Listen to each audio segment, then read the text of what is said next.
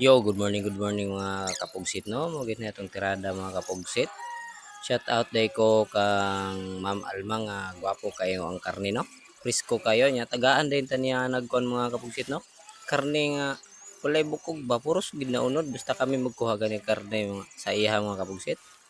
Surbulon ina niya nga gwapo ang karne nga among makuha na. Gwapo kayo wa gid na siya bukog mga kapugsit. Kana gagmay gagmayon din na nato mga kapugsit no kay isod kayo 2 weeks na mo nang konsumo mga kapugsit kana nga karne mga kapugsit 2 weeks nga konsumo nga nang tirada pagtipid mga kapugsit imo din ang kuanan mga kapugsit gulay-gulayan ba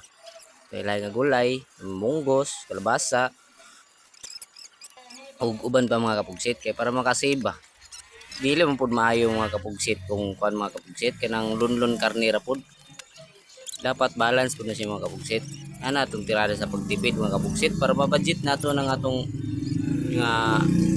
expenses mga kapugsit sa pagkaon wala man ta nagtipid sa pagkaon pero dapat lifestyle ba nga maka save bitaw ta mga kapugsit nga na tirada nato ano to kalabasa nya nga na ano nga narang tips no tips and tricks para maka-save ta di man sa ingon nga bungga ta perminti kana kinahanglan pud natay mga strategy sa kinabuhi ba strategy bitaw nga para maka kuanda maka-save maka na yung mga savings bitaw yung ginagmay lang ana siya tirada mga kapugsit kana 2 weeks na mo nang konsumo mga kapugsit yeah. Sagulan din nato gingani mga kapugsit